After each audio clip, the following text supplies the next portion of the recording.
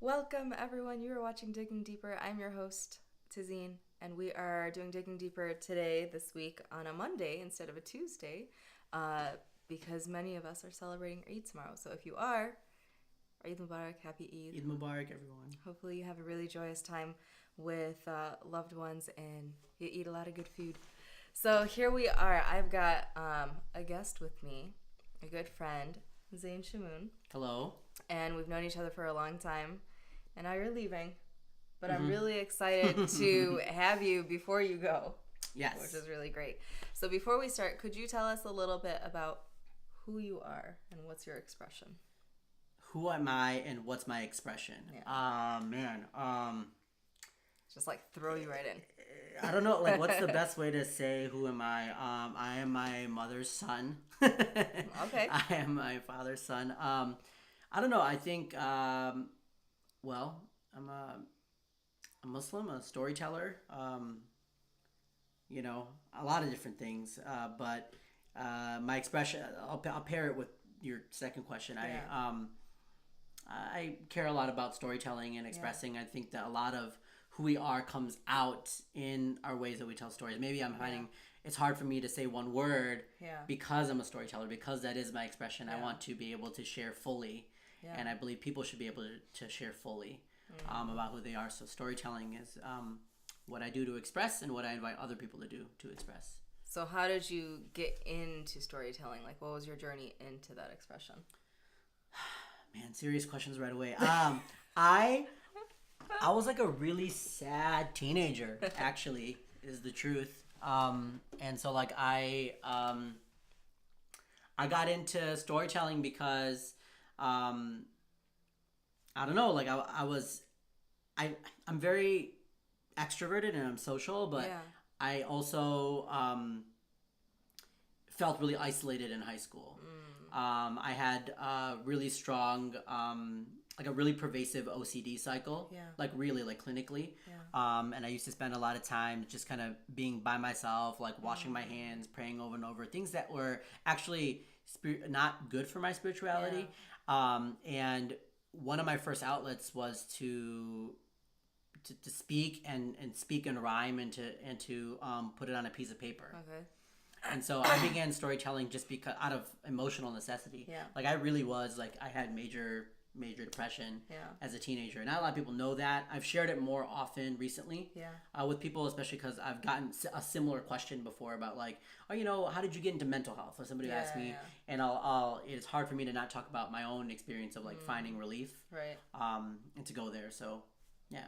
That's pretty impressive because I remember in high school and in college, you like writing stories, poems, raps, what else? Songs, like beats. There was like a whole lot of different types of expression that you were getting into. Was there anything in particular that like made you decide, okay, I want to do songs, or is it just like I just want to say what I'm feeling, or I just want to express this feeling or express what's going on around me? How long is your episode? I don't know. It's an hour. I don't know if people want to know the whole story. It's an hour long. It's all about you. It's all about this show. It's not about me. No. What made it? Okay, so what's making me? Okay, I'm thinking about how there's sort of an external persona that people have. Yeah. And I was never one to lead with a disingenuous like, okay, let me like be a different person out here. So I don't think that was the case in college or in high school. But I think that I operated in different spaces with my art even depending on who I was in front of. So like honestly speaking, like growing up in Novi, which is a very wealthy, it's like Mitt Romney country. Yeah. And there's a lot of art that's in there, but it's not like the main. It's not like the main thing you get. In fact, like there are artists and there are kids that have a lot of money to buy instruments and stuff like that, and some of them are really good artists and things like that. But like Novi also cut arts funding like after I was there in their education program, and so like there are all these other kids, and in front of them, I had to have a niche. And like a lot of the other like South Asians and Asians were like joining the math club, and I had decided to like differentiate myself from that, maybe out of some sort of like, I don't know, maybe I was resisting the model minority complex thing, or maybe like my grades weren't good. I think that was probably what it really was. My grades weren't good. Just tell everyone the former. It was like a social justice. It was a social justice. No. But like I think I was trying to find my place like in front of white people. That's the truth. And so I had a niche, and I was good at my niche. Yeah. Like I was like I not only would join the slam team, I would like win the competition. Yeah. And what started to happen is I didn't know I was doing that. I didn't know I was trying to survive socially. Yeah. Because part of it was the being good or whatever. What that really is like I was so sad. Yeah. And somebody said no, like share it all. And I decided to do that, and it came out that way. But later on, I rejected like the certain forms of doing art because I thought that they were less about what I wanted to do and more about like, oh man, that was really like, you know, that was really sick, and you know, you should just rap. Nobody has even understanding what I'm saying. Yeah. And I didn't want to be somebody's mascot. Yeah. So I initially decided, you know, I kept my musical self separate from my poetry self for a long time, and which is why like my poetry has been much more personal than like when I was younger and I did like hip hop and stuff like that. And then recently, because I look up to certain artists who they're just like, screw it, even if it's not on rhythm, we'll make, you know, syncopated rhythms and rhythms on rhythms, and just, you know, it'll end up that way because I'm going to force my poetry onto the thing. Yeah. I've been doing that more recently. So over the past 5 years, I've allowed it all to be like different tools. Yeah. But they were all segmented growing up. That's so interesting to have a different self for your poetry and for your music. And what you say like really resonates, because I think sometimes like you might start off, welcome to everybody who's here, as doing some sort of art form as a means of expressing oneself. But then ego can come in the way, and like people really get hype about it, and then it becomes more about the hype that's surrounding the art as opposed to the art itself, and what is it trying to say and speak. Absolutely. And I had a lot of resentment towards that, I think, because like I tried to navigate socially in two spaces. Well, there's home. Yeah. You know, there's family and whatever's going on in the house, right? Yeah. And we navigate that. We, you know, find ways to thrive in that. We have things and challenges we go through in family. But like socially, there was high school, and then there was the suburban Muslim community. Yeah. And I had access to the South Asian suburban Muslim community. But Novi, even though it's like 10 minutes from Canton or 15 minutes from Canton, social worlds are different. Like I didn't have classmates that were Muslim. Like I knew the other 5 Muslims, right? Wow. And it's different now. So, you know, one is to like, you know, here's this stuff I like to do, and it's quickly hijacked by like, yo, man, that's really awesome. You know, can you do that rap for us? Which is high school. Yeah. And then there is this other thing that occurred for me within my South Asian Muslim community, which is that kid's weird. He has a lot of obsessions. I heard he's pretty sad. He's pretty finicky. Yeah.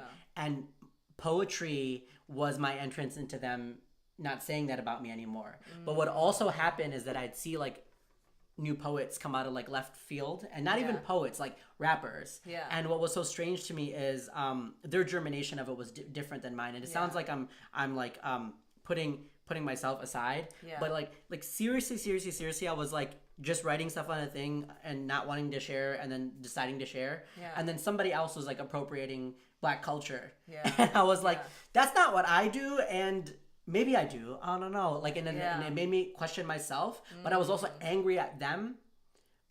And to be quite honest, because aesthetically it showed up, not in terms of like just bad form, but also people didn't care. Yeah. You know, it's like you spend your entire life learning how to, you know, focus, and then you decide I'm gonna use archery. Yeah. Right. And you have this personal relationship with archery, and you are crafting it and you're using it your whole life. And then somebody, you know, suddenly this year, let's say upcoming year 2019, archery just booms all over social media. And somebody's like, us too, me too, whatever.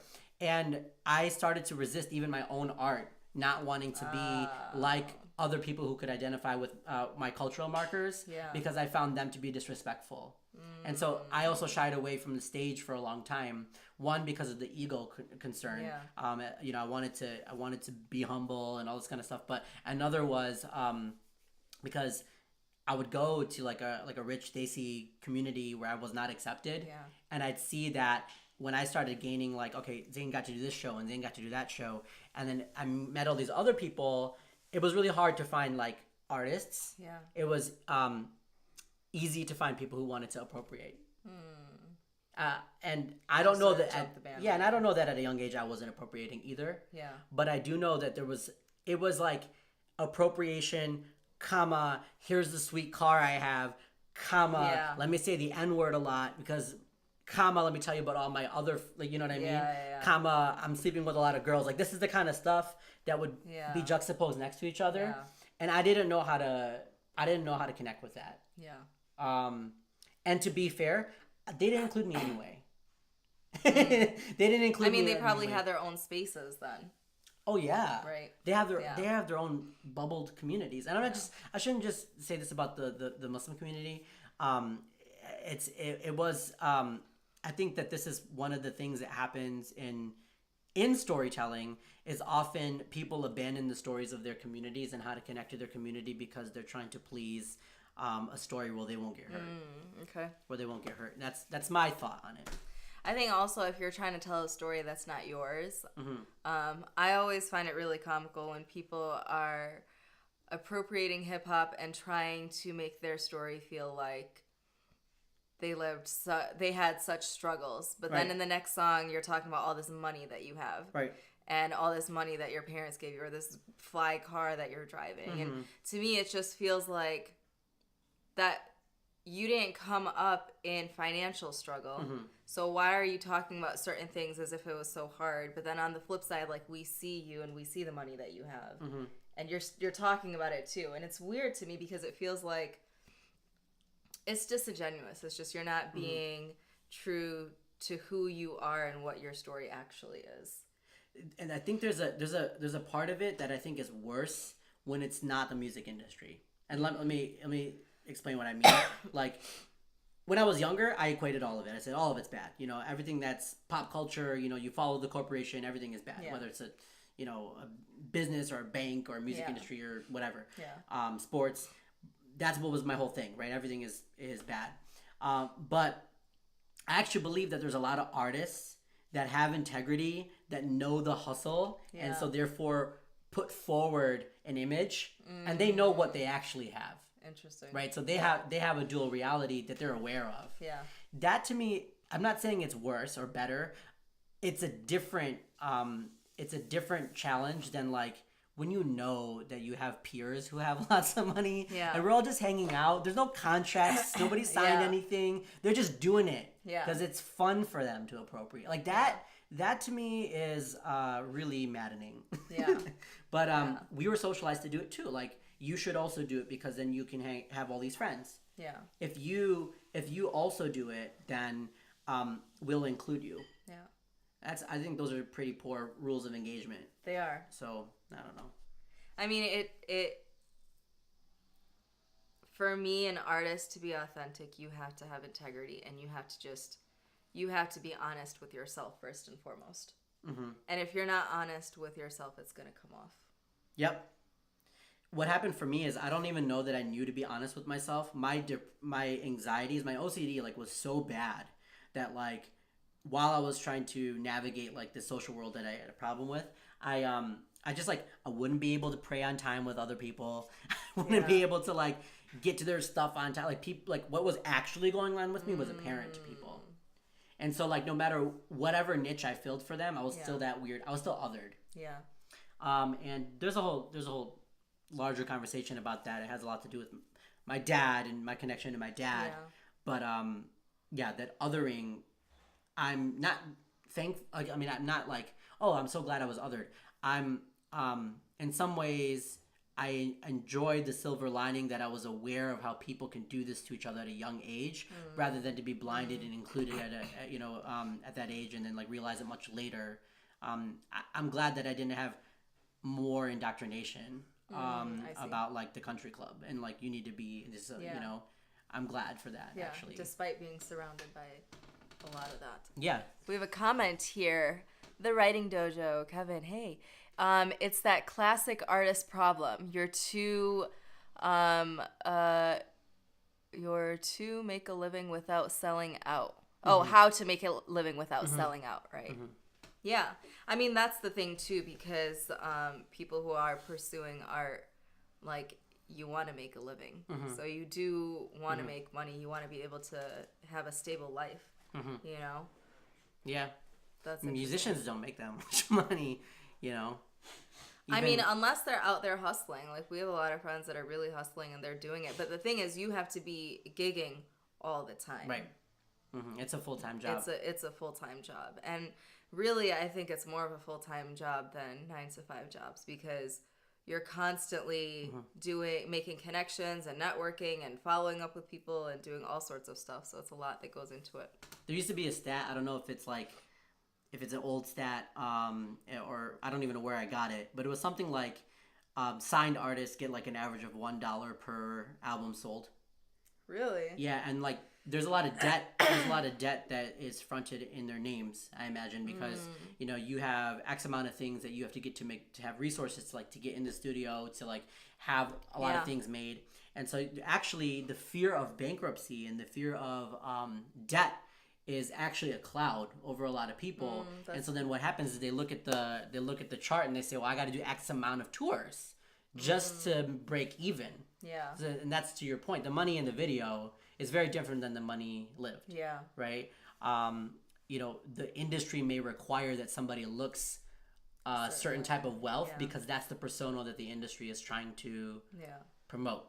But artists, and I think recently, like not when I was younger, but recently, YouTube and Spotify and I mean, way back Napster, this was a threat. Like people started to find their own way to make money without having to have the rules of engagement. And so I think the industries were like, we're gonna just like buy out all these people and give them like lots of money up front, and so they can come and join us rather than to be this like contrarian threat to our industry. I think that's occurred over the past 10, 15 years.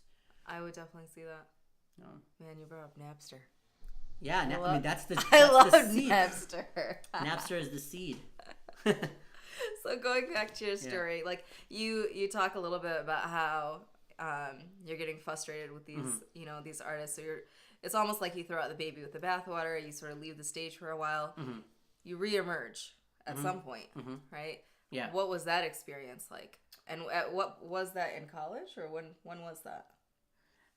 I don't know. I think people like, it's weird because I was still doing stuff. Like I was still like, I'll do my poem that I've been doing for the last 3 years. Like, I was still doing stuff. But I think it was 2008 and then also 2013. In 2008, I decided that like I would like that's right around the time Tunnel started, and I was like, okay, let me get into theater. Yeah. And so I don't. Can you tell them what Tunnel is? Yeah, Tunnel is a Tunnel of Oppression is a theatrical play that has to do with like different types of abuses that occur to like either students on a campus or nationally or globally, and you collect stories from people who are like of that identity. And it's a show that's done like on a campus, and people walk through it like a haunted house, but except for instead of monsters, they're like reflecting real life oppressions. And I think Loyola Chicago did it first, and Michigan State adapted it. And I had a friend, her name's Harlori Toki, and her and I and a group of people did Tunnel at Michigan State in 2008. And then I directed it for 7 years, and I had different co-directors every year. 2008 was when I started allowing myself, I mean, I was like, the pit of my depression was like 2005, 2006. And so I was like, I need to do, like, I did like this. And what came out was like Tunnel, and then I did the Outlandish thing, which was like, again, like cool, but like I didn't get a lot of fulfillment out of it, actually. Interesting. Like I enjoyed like performing en route to it. The show itself, I didn't, because I felt like it was like rap again for me, please. Like I was like, it was that again. But what was cool about it though this time is that I had all these other things going at the same time. Like I started competing as a slam poet more. MSU slam poetry team started in 2008 as well. Okay. All of that started in 2008. And so I just kept making things. Yeah. You know, I think like I've heard good wisdom from friends and other artists, just like keep making stuff. Just keep making things. I think that's good advice. And I feel like for whatever reason, just make stuff. I've always known you to been doing things. Yeah. Always. See, I know my periods of where I didn't. Yeah. I think other people don't. No, not at all. I can't really like. I mean, it's not like when we were younger. It's not like you and I were friends and knew each other that well and hung out. Wow. You know? Ouch. I mean, let's just be real. It's not like we would have been friends. We would have been friends. We would have been friends, but it just didn't.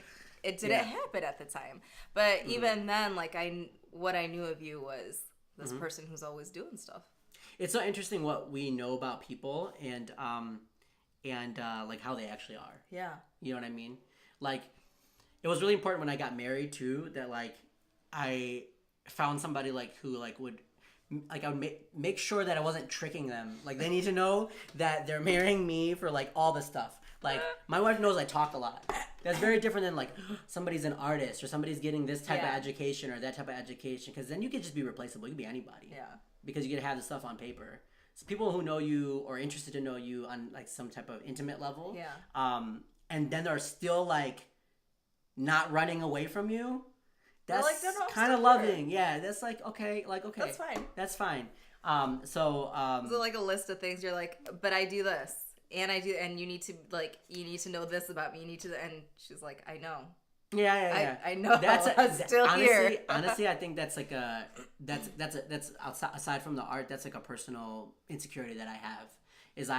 One of the reasons I did not take the stage for a while after, like, there was a period between 2000, like Outlandish happened, and even though I didn't. For those of you who don't know Outlandish, look them up. They're a rap band from overseas Europe. Really popular in their first 10 years of the 2000s. Yeah. And then specifically in the Muslim community, people talked about them a lot because two of the artists are Muslim. And so like it was a thing. Like I don't know how many of us actually like listened to their music as much as they did that year. Everyone only really listened to that album. Yeah. That one album. Not that they're good, but I think they're good. I think there's this thing that happens is like people identify like heroes very quickly because we want to have our own heroes. Yeah. And we'll like take anybody sometimes. Outlandish is good, but everyone was doing that that year. And but what happened to me is like I said, okay, but next year's grad school and I need to go back to like other things. And also I don't want to do that. Like I just didn't like that. Yeah. And so me being able to like accept that like, okay, my wife married me, or like, oh, like I should like do something after the Outlandish thing and it'd be okay for me to pursue it. Like I can enjoy my art, enjoy whatever talents we're given.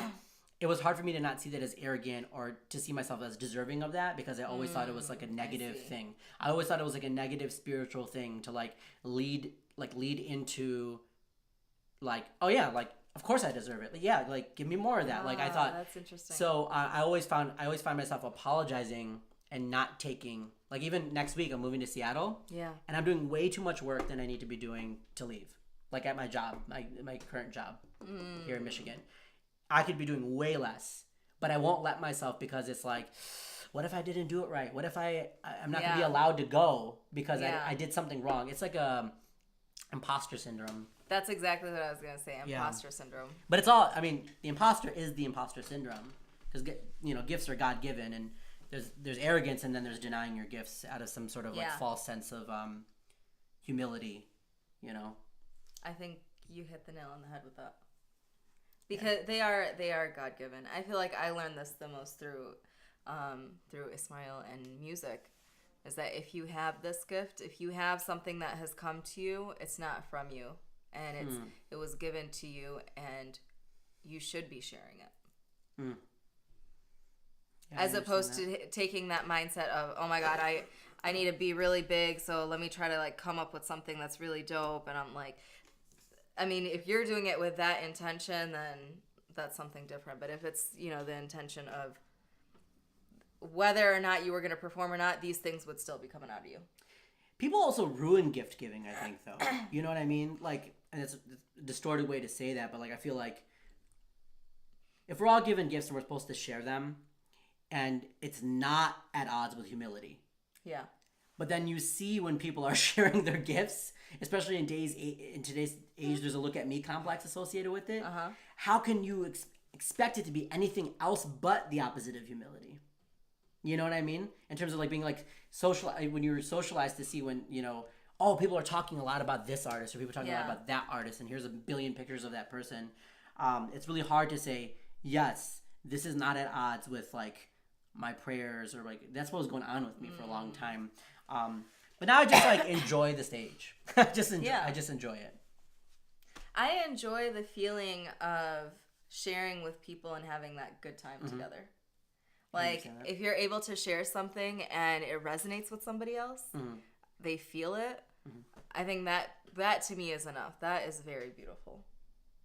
As opposed to them saying, "Oh my God, you're so dope, you're so cool." Like that's cool, and that will happen naturally. So that will happen, you know. But it's just a matter of what is your response to that. I think a lot of these things are like matters of the heart that are like gradual growths because I could understand a concept rationally. I could understand that not every artist is arrogant. I could understand that. But if I've had that experience in high school where it's like, you know, please rap for us again or whatever. I may have not knowing myself that I'm differentiating from it. Okay, I'm getting to that, like I'm sharing my story thing, and eventually it leads me to embrace the stage fully. But it doesn't happen on day one. No, it doesn't. Like I can understand the concept, but I think a seed is planted, and later on, you know, we can't expect people to just because they rationally get it, be in that experiential state. You know what I mean? So it definitely takes time. Yeah, it definitely takes time. I think of like when I first started sharing my poetry and my songs and my music. This was back in 2000. When did I start doing that? 2012, right? So 6 years ago. And I remember every time I would get up, I would just be so nervous. Like my heart is like beating out my chest. My hands are sweaty. Like I'm sweaty. I'm just like, I can't breathe. And I was just so nervous. And I think the nerves were more about, I'm going to play this wrong, or I'm going to hit a wrong note, or people are not going to like it, or it's going to, or the imposter syndrome where I shouldn't be here and people are going to see that I shouldn't be here type of thing. And I think over time when you learn to accept your own art as something that's beautiful and something that is not only an expression of what's within you, but something that is from the divine, it's less stressful. Like it's more when you take the stage now, I feel, and it's easier now because I'm taking the stage with 7 people, so I can sort of get lost in 7 people. It's not about one person. But it feels more like, let me just go and have a good time, and hopefully other people will enjoy that time too. And I think that's what changed. I want to switch gears though a little bit. You are working as a therapist, right? And I'm curious as to, obviously, like you do this show called Narratives, which we'll get into in a little bit. But you marry these two things together, art and mental health. And you marry them so beautifully. They come together so wonderfully. Thank you for saying that. Like, because at the essence, I think art is a means of not just spiritual upliftment, but just growth. And art is, for me personally, to write music was a way to cope with the difficulties that I was going through during that time, or during any time, but that's what it started out for me as. So I was wondering if you could talk a little bit about those two coming together in your life. I can't see them as separate. Yeah. I think that they are not just married together.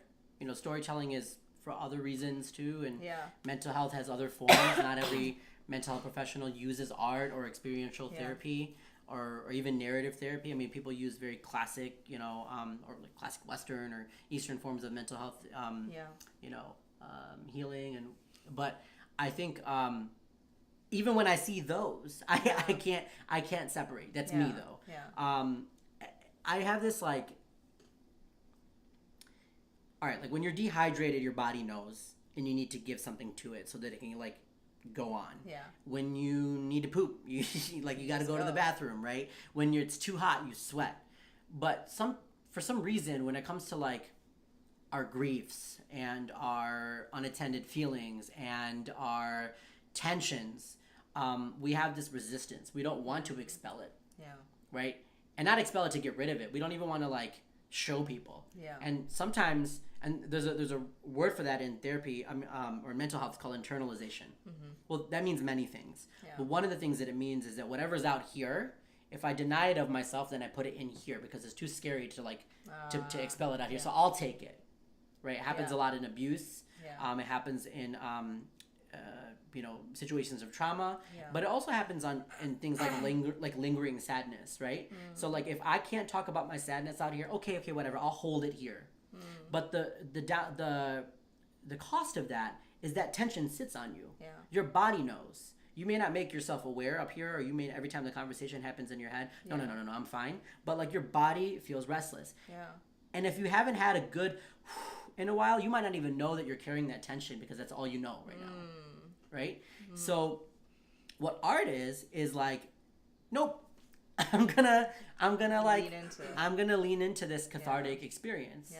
So like if you do therapy with like a young person, you could talk about like this theory and that theory and whatever, and most of them are Western white men things anyway. Yeah. There's lots of other psychology that people do not learn at like top-notch social work programs, and even no matter how like progressive or woke or contextual they are, they're not like, it's not a rule to learn multicultural therapy from different sources. Actually, we learn what's in or evidence-based, which means accessible populations, which means white. But anyways, that's like a whole nother topic. That's a whole nother topic.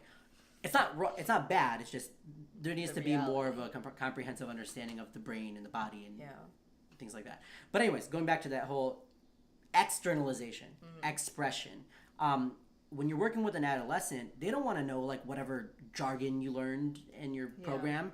They just want to be heard or understood, and they may not be feeling understood right now. Yeah. And even if they are, it's a developmentally sound thing for your agency, for your sense of self, to feel that your basic emotions are valid at a time when you're going between childhood to adulthood. Yeah. So to just be heard, to allow somebody to tell their basic story. What happened today? What were you doing this week? What do you plan on doing this weekend? Yeah. And somebody's interested in you, it does something to your sense of relief. Right? And then when trauma occurs, then, a therapist of mine said it to me, you felt so free and something got in the way. What happened? When did that happen? And it's like, I don't know what you're talking about. Yeah. And then I thought about it. I'm like, oh shoot, I was 12 and I was playing basketball and everything was fine. And then suddenly I was so serious at 13. Yeah. How did that happen? And then art can be like a reclamation. You can't be 12 and free anymore, but you can take what mattered at 12, which matters to you now, and give it to yourself. So if I marry somebody who allows me to be free, it's like a statement to myself that I plan on being free for the rest of my life. In that way. Not that there's no challenges, but I plan to have a resource of catharsis that's every day. So our choice in who we spend our time with, our friends, these are sort of art action items in many ways, because it's about right? And even prayer, if you think about it, if it becomes mechanical, did I remember that? You actually lose your trust, and you start thinking, did I do that? Did I not? And the more you pick at it, the more you forget things. But then if you're like, I'm just talking to God, and you're like really in touch with that, you're chilling afterwards. Yeah, it is, because then it's a sense of relief. It is. I heard this thing about, I don't know what the story is, but I heard this thing once about Sahabi who like looked forward to prayer because it was like relaxation. Yeah. It's like constant meditation. We were not taught that way in Western paradigms of religion. Yeah. Western paradigms of religion were always like, do this, otherwise you're a sinner. And then like each religion finds its way to do that. Yeah, that's so true. But in actuality, I think that, and a good friend of mine said it to me, is like, if you are doing something spiritual, it should be freeing to you. Not that it's the only thing. There are challenges, but even those challenges are en route to some sort of freeing. Absolutely. If it's not freeing you, why are you doing it? Yeah, it should lead to something. It should lead to something. Lead to relief. We struggle to expel. You know, if you work out too much, you're going to strain your muscles, right? But if you do just the right amount, you're going to get that, and you're going to get that growth. So tension's okay, but self-sabotage is not. So if I need to share, and, you know, that's what lets it out. Yeah. So anytime anybody shares, I see art. Anytime anybody's doing something as mental health, I see, you know, I see art. And the other way, anytime somebody does theater, I see mental health. I can't see it. That they're one and the same. They're married. I think you said it best. They're married. Noni says, Sahabis are the people who spent time with the Prophet Muhammad sallallahu alaihi wasallam. Thank you for that. Thank you. So you do, let's move into narratives of pain. You do this, I'll let you explain it. Tell us what is narratives of pain? What is narratives of pain? It's a really, really great concept. An actual thing. They are storytelling showcases that are directly and unapologetically about talking about pain or trauma or something that's hard that's gone on in your life. In whatever form you wish. Some people do song. Some people bring their friends on stage and say, my friend's here with me today and I'm going through a hard time and I want to talk about that. Other people share a little. Other people go and they witness, and showing up is a type of storytelling, I think, because it shows you're making a statement that this is what you support, or I'm supporting my friend on stage or something like that. And that's what it is. It's, you know, in the beginning, people said, why are you going to name it like narratives of pain? People aren't going to come. Yeah. Well, that's the point. Is like we're making pain accessible for you to come to confront. That's the point of narratives of pain. And we had our 12th show this last Friday. How was that, by the way? It was awesome. I missed it. It was awesome because it was kind of like my going away show. Not that the show was about me, but like personally, like I knew this is my last one I was going to host in Michigan for a while. Yeah. And it was awesome. It was just awesome. People were really, really brave, and there are a lot of different stories that were talked to, you know, a lot of different topics that were addressed. I won't go into identities and different stories because there's a privacy to narratives, and that's why you won't see pictures and videos and things like that on narratives, because, you know, people tell stories about surviving abuse, and narratives, while it is communal, it also holds certain aspects of therapy, and even though while it's therapeutic, it holds certain aspects of accessible community experience. So like it has to be both. It can't be either. So one of the ways that we retain that is if a survivor talks about something that goes on, I don't just like Snapchat them and you know, send it to everybody else. And you make it clear too at the beginning of the show to not share, unless the storyteller has somebody that is recording it for them, or they ask to be recorded or something like that, because that's part of their story too. Is that's how they would like to contain their stories. You know, we've had storytellers that have been okay with that. They posted their story online, but you know, it's kind of like a old school word of mouth sort of thing. Like you got to show up and just see what it is. Like, you know, otherwise you won't know. That's what it is. And it's really great because it's a really it's a great community space, because it's very different. It's similar in certain respects to an open mic, but it's so different. And I think one of the ways that it is different is it's very specific, obviously, you know, in terms of what types of stories. You know, it's not just I'm here to share with you who I am and like all about me. There's something deeper to it. And the other thing that I really love is the community, the games and activities that you do. So I was wondering if you could shed a little bit about what is the purpose of those different what are those activities and the purpose of them? Well, in the beginning, it's really important for us to make clear why everyone's here. We're here to support people who are going through something, or they're you know, maybe they're not you know, visibly going through a lot, but they'd like to talk to you about something and they want support. And so one of the distinctions from an open mic is that, right? I think an open mic in many ways is open to not just creative form, but like the night could go in many different ways. Right? It could become like a narratives. But a narrative says, all right, we're not going to gamble with that. We're going to actually just make it this. Not that an open mic is a bad thing, but it's for a different purpose. No. So absolutely. So narratives is So we have featured storytellers, and there are people that before the show told us, the narratives team, that they are ready to talk about something. You know, they're ready to address something. Yeah. Recently, one of our shows, we had like Army vets talk about stuff. Oh, wow. Yeah, and so like, you know, that sort of thing. And, you know, or just other experiences they had that complicated, you know what I mean? Like afterwards or, you know. And so we're like, yes, like you told us that you want to do this and we'd like to be a resource to you. And, you know, there's that. And then those people set the tone and then they inspire, and it's like an open mic, but people don't sign up at the beginning. They're supposed to be catalyzed by first hearing what we're here for. And they go through the feature storytellers, they go through the games, and the games are they're not a specific storyteller, but they're like, we'll ask an open-ended prompt, like something I hate dealing with, and then somebody will respond. And then, you know, once 5 people go, everybody goes, and you'll hear just different things that people are just tired of. Yeah. And then later on in the show, we'll do like something I love dealing with. Yeah. Right? And then there's levity. So it breaks up the show. I borrowed this from Saturday Night Live, actually. Not the frames. No. Don't go to Saturday Night Live for your mental health needs. But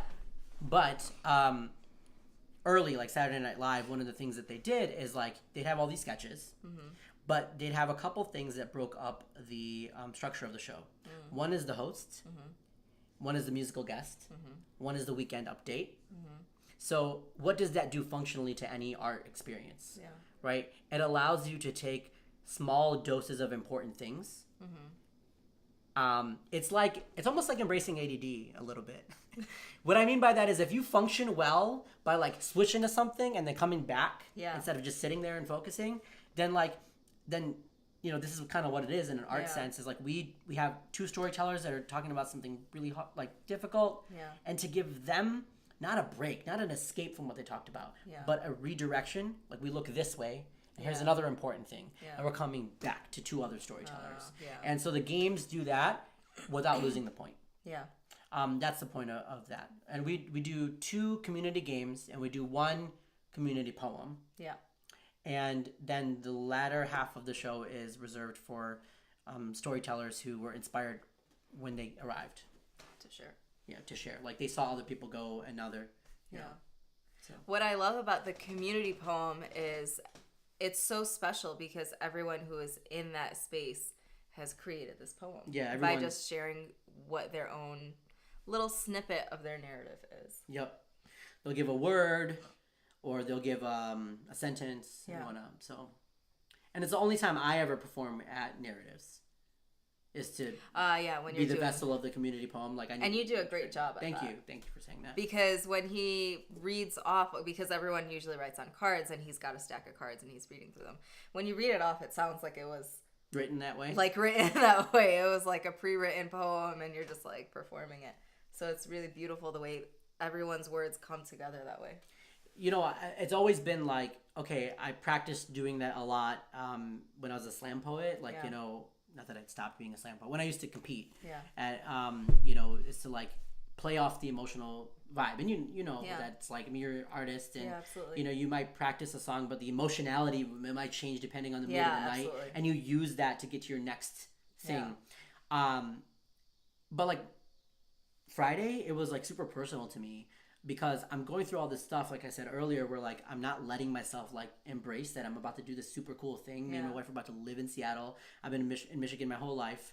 Not that Seattle's better than Michigan, but I've never really traveled that much outside the U.S.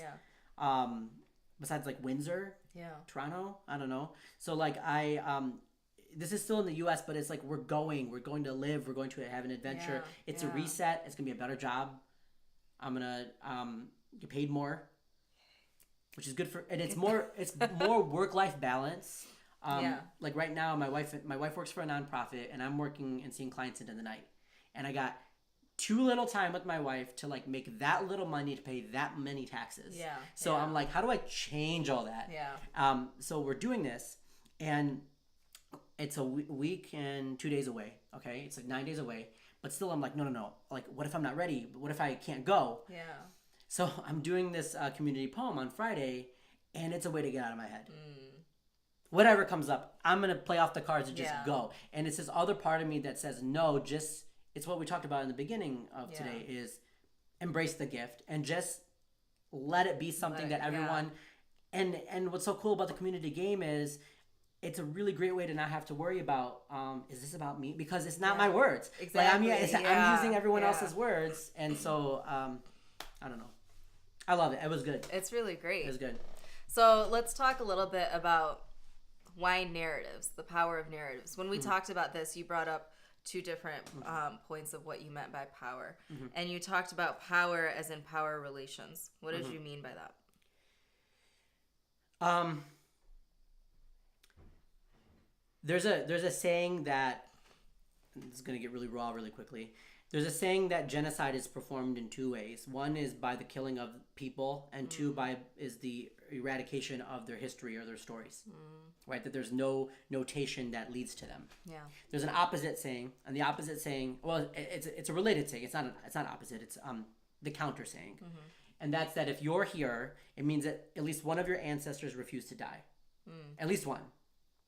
And so, what I meant by the power of storytelling in terms of power relations is that if I'm here doing narratives, or if you're there telling your story, you're not only saying that you get to speak for yourself instead of letting the system speak for you, but that you're gonna you get to do it and you're going to do it.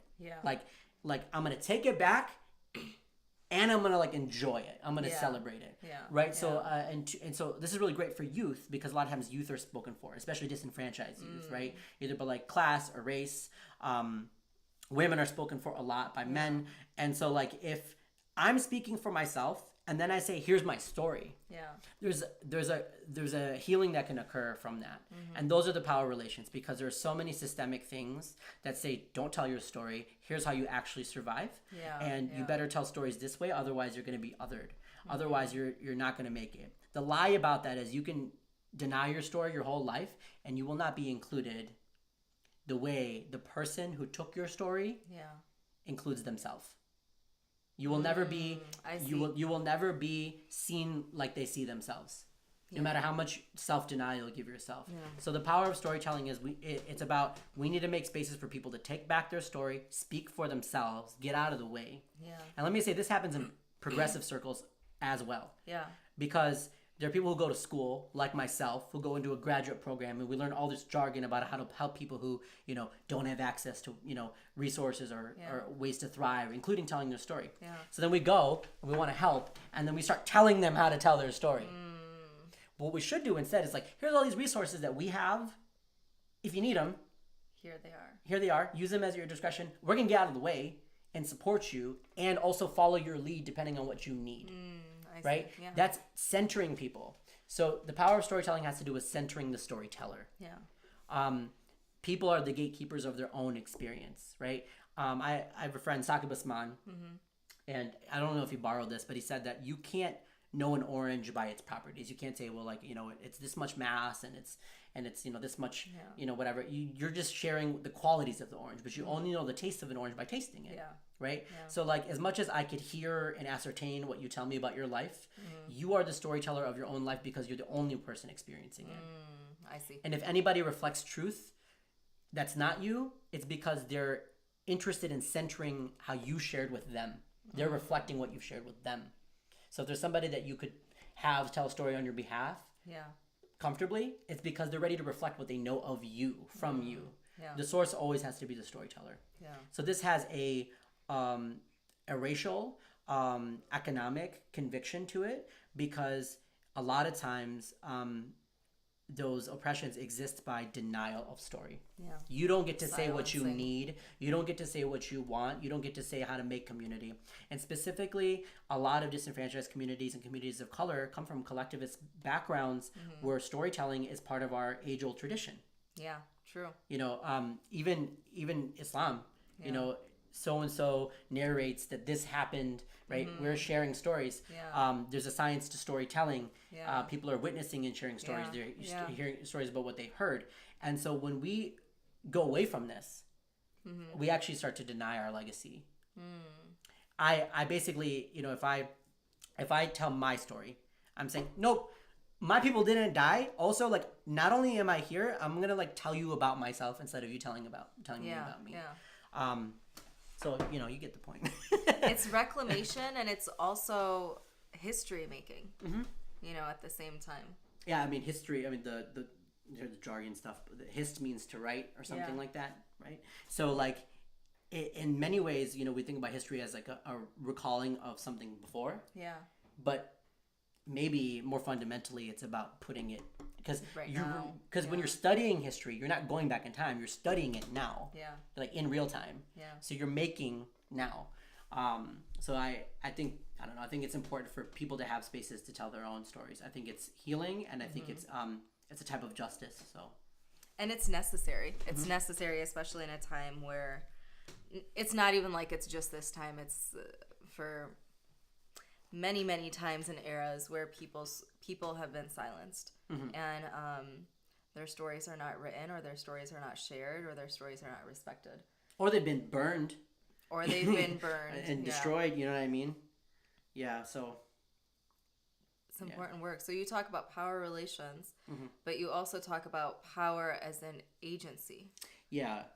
That's that second part is like, not only am I refuting the dominance that is either over me or somebody else. Yeah.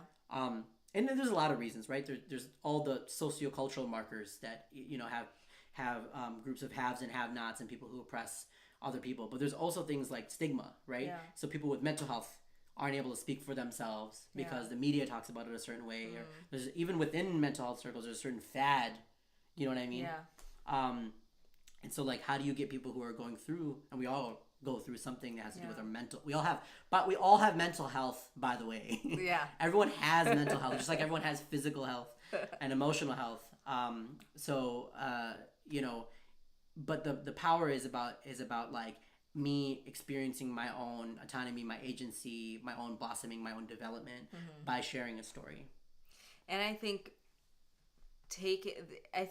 that agency is so key to healing, is how I see it, because you are making that decision to say, this is my story and I'm sharing it and I'm letting it go, whatever way it may be. So if it's in a song, if it's in a poem, if it's in a story.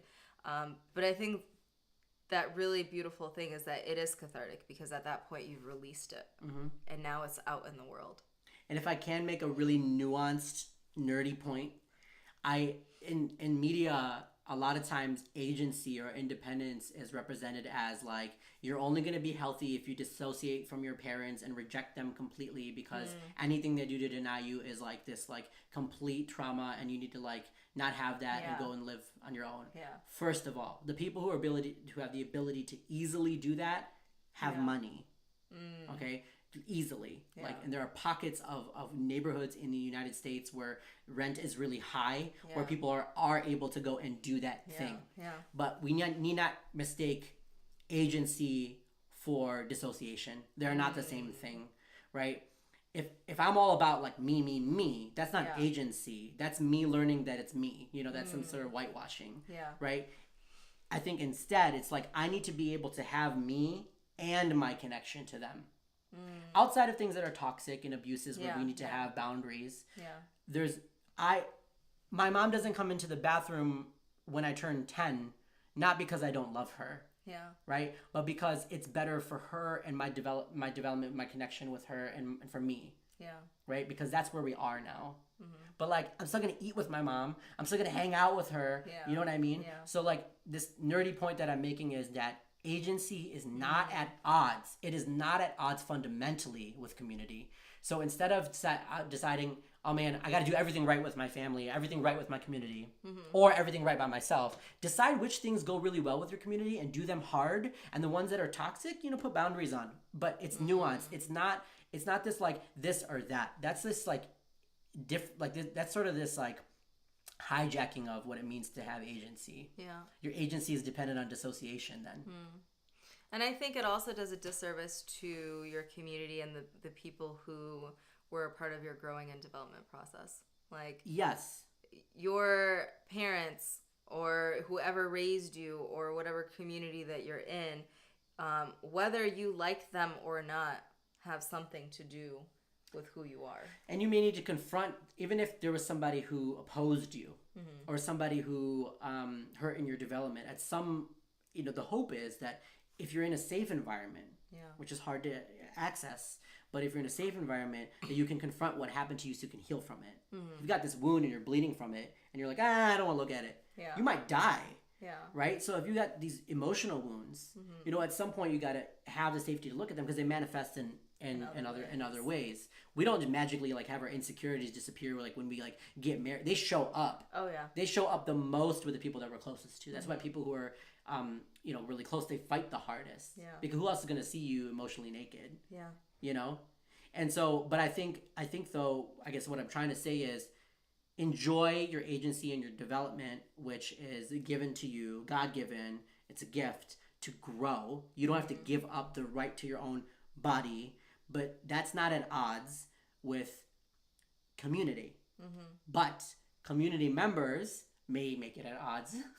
And individualists may make your salvation at odds with your community, which is some weird colonist crap. But and with a footnote that of course there's abuse, and as a mental health professional I need, I can't ignore this.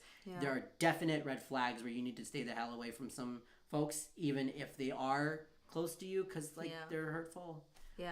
So I mean, but I'm not into this like TV thing, like tell your story and like just leave. Yeah, because you need to like stay the hell away from everybody and where you came from. That was one of the things, to go back to the power relations thing. That was one of the big. I used to think that like colonism was like colonialism. It's a guy named Colin. All the things he does. His isms. No, colonialism was that like all these people, they hated like other race folks and they just wanted to dominate them and get rid of their stuff. I actually think that there were a lot of there was a racial progressive movement that said that we were going to liberate these people and save them from their communities, right? And not to destroy them, but if we can put them right next to us and we become their mentors and teachers, and I can feel my ego because their wellness is associated with by my leadership, and that's this like weird like covert like stuff that happens. And just because you vote in progressive ways doesn't mean that you don't do that. Yeah, people do that, and so that's why I don't look at my cues for how to storytell and how to become individuated from. Let me teach you the right way to do it. Dissociation on television, So. And if anyone has any comments, feel free to share. Do you have We're almost an hour in. Wow. Oh wow. Do you have any? No, but that's a good thing. I storytell a lot. That's a good thing. You're here to tell your story. Do you have any last minute thoughts about just the power of narratives or anything to do with storytelling? Yeah, I mean, there's lots of ways to tell stories. Yeah. It's not just verbal. Narratives the show I do, it lends itself to a mic and it's verbal. Yeah. But there's also this idea, and going back to the cultural thing, that people who do not verbally express don't express. But there are so many cultures that America borrows from that have expressive modes of storytelling that aren't necessarily verbal. So when I work with a client or I work with an adolescent, I try to remember that the question is not how do I get this person to talk. Yeah. The question is how do I get this person to express what's going on with them.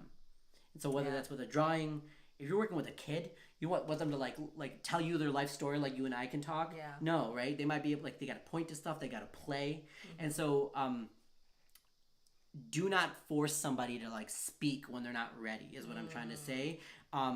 Showing up as a story. We had people come to narratives who came to like the first show and the second show and the third show, and they told their story at the fourth one. Yeah. Or we've had people come to narratives who are like, listen, I don't want to talk about some stuff right now, but here's a song I really like. I'm just gonna play it through the mic. Or we've had people just be like, here's the art that I like, and I like meeting people, and I got a lot going on, and like whatever. And I think that needs to be supported. That is storytelling. Yeah. Storytelling is not just verbal. I'm verbal, but storytelling is not just verbal. Yeah, that's absolutely true. Dance, music. Let's list them art, all. So many things. Witnessing, I think, is a story. It absolutely is. Showing up. What else? visual art, blogging, Zanga. Oh, Zanga. Okay, this is going to log us off, so we're going to be right back. Okay. So log back on. So for this last part, thank you so much for being here, by the way. It's fun. And sharing. I thought of you and I was like, oh my God, he's leaving. I got to get him on the show before he leaves. So I'm happy that this worked out and the date worked out. I wanted to ask if you would be comfortable sharing a story or a piece or anything with the audience. Do you have something that you might want to share? I have something I've been doing recently. Man, okay. Let's see.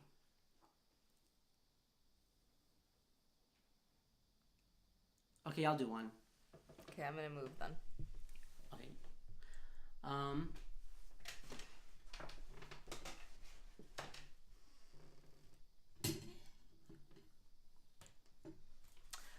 Why don't the people love us? Why don't the people love us? Why don't the people love us? Maybe it's cause we are proud of our color. Why don't the people love us? Why don't these people love us? Why don't these people love us? Maybe it's cause we are too but the me's. I was the poison to all of their sickness. To what they hardened, we were the hot liquid. I was the misfit to all of their structure. One too many hearts have been punctured. I am the trouble to all of their trouble they cause. Sick of their fakest applause. We learn to say sorry to everything white. We learn to say sorry to everything white. We learn to say sorry to everything white. Only to rock with our colors at night. So look at us fight. Look at me fight. Don't get too close cause I definitely bite. Especially if the situation is calling. It used to think love was just all of it. All of it, but all of it's not. I am not robot for thickening plot. I am not robot for trickling plot. I am not robot for thickening plot. So why don't the people love us? Why don't the people love us? Why don't the people love us? Maybe it's cause we are proud of our color. Daddy wants her to look good for the company. That's just some drama for ego and symphony. I'm like Matumbo, I'm blocking the rim from these Langostine uncles. Uncle like Langosteens creeping and crawling from their insecurities. Always projecting from their own impurity. Did they build buildings so they could just front? Or were they for real when they said it's for us? Give me disclaimer. I want disclaiming. I am not here for your white entertaining. Steve's feeling slighted. How could Zayn say that? Now Steve's feeling slighted. I know that I am not invited to all of these banquets, but we will not be vanquished. Why don't the people love us? Why don't the people love us? Why don't the people love us? I was the one who came with all the weapons, the love for the verbal texture at 11, and I was just trying to just get you to see me. Tell me some tips for this life, Mr. Feeney. With all our family, none can defeat me. All of these politics feel kind of creepy. No, not the elections, I'm talking about home. Go get your grandma, get her on the phone. Tell her there's healing that's needing be had. Needles that trickle all started with dad and his father. They're powerful fodder for honor. Get kids into question and make them all coward. Deception is language. They were the teacher. Tension in everyday matinee feature. Tensions that push up from under the zide. Void from a process, I'm doing this right. Right from the tussles that turn from the night. Restless and passion and feeling contrite, give me love. And if you don't want to, give me one time. And if you don't want to, you'll be just fine. Where rhymes could be heard from right under this blanket. Enough of the sanctions. This powerful ring, I know what you're thinking, that I was once king. I know what you're thinking, that you were once king. But now you must know you don't run everything. Now you must know that you don't run everything. Now you must know you don't run everything. Why don't the people love us? Maybe it's cause we celebrate and love ourselves. That's it. That was beautiful. Thank you. Thank you so much for sharing that. Yep. I've heard you do that once. Probably pieces of it. I do. Yeah. I do mashups when I don't have something prepared. No, that was perfect. So, with that, that's the end of the episode. Thank you so much for being here. Yeah, that's fun. I really appreciate it. Do you have any places where viewers, if they want to view any of your work or anything that you do, where they should go? So I have like my private IG, which is the one that was tagged. Oh, was it? Yeah. Well, it's not private. It's not the storytellers. Yes. I mean, that's what I named it. And I've had it since like 2013. But then I have one where I just post art. And that's... What is that one? Zain Shamoon Artist. It's like super bland. The channel is not, but that's super bland. Yeah, Zain Shamoon Artist. This is the right one. I'm glad that you... Because I posted a cookie cake the other day. Uh-huh. And... that is the Instagram I want to be associated with this show. So, okay, I'm going to change that. And tag you on that. Yeah, Anything tag me else? on that one. Yeah, that's where like if I want to share something I'm working on or whatever, I just put it on that. Yeah. That's what's up. Cool. With that is another episode of Digging Deeper. I will see you guys next week. We'll be going back to our regular schedule of Tuesdays, so tune in at 7. Eid Mubarak. Until then, Eid Mubarak. Have a wonderful rest of your week. Take care. Peace.